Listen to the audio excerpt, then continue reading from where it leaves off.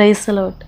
ఎక్కడ చూసిన మరణ వార్తలు, ఎవ్వరి జీవితాన్ని కదిపిన కన్నీటి గాథలు, అసమాధానకరమైన పరిస్థితులు, ఏ క్షణాన ఏం వినాల్సి వస్తుందో అన్న భయము, ఆందోళన.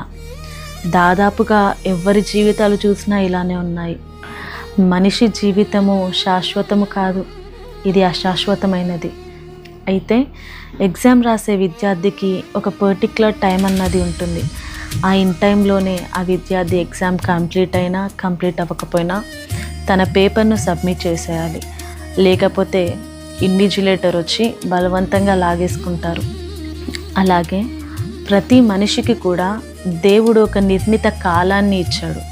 చాలామంది కూడా ఈ సమయాన్ని దుర్వినియోగపరుచుకుంటూ డబ్బు వెనుక, ఆస్తుల వెనుక, పేరు ప్రఖ్యాతల వెనుక, అధికారం వెనుక పరిగెడుతూ ఉన్నారు.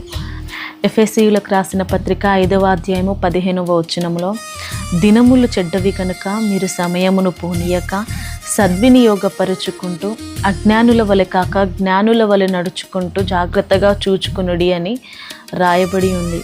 మీరు కష్టపడి సంపాదించుకున్న డబ్బు పోయినా తిరిగి మీరు దాన్ని సంపాదించుకోవచ్చు. మీ ఆస్తులు పోయినా తిరిగి వాటిని కూడబెట్టుకోవచ్చు.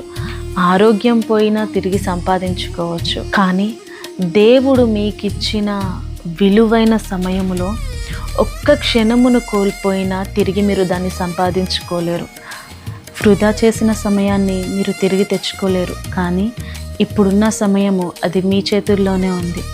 దేవుని వాక్యం చెప్తుంది, సమయాన్ని సద్వినియోగపరుచుకున్నవాడు జ్ఞాని, సద్వినియోగపరచుకొనని వాడు అజ్ఞాని.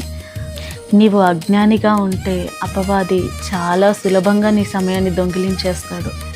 మీ సమయం పూర్తయ్యాక మీరు సంపాదించిన ఆస్తి, డబ్బు, పేరు ఏది మీ వెనుక రాదు. ఇంకా మీ జీవితంలో ఎంతకాలం మిగిలిందో మీకు తెలియదు. కనుక దేవుడు ఇప్పుడు మీకు ఇచ్చిన ఈ విలువైన సమయాన్ని చాలా జాగ్రత్తగా, ఒక క్షణం కూడా వ్యర్థం చేయకుండా ఉపయోగించుకోండి.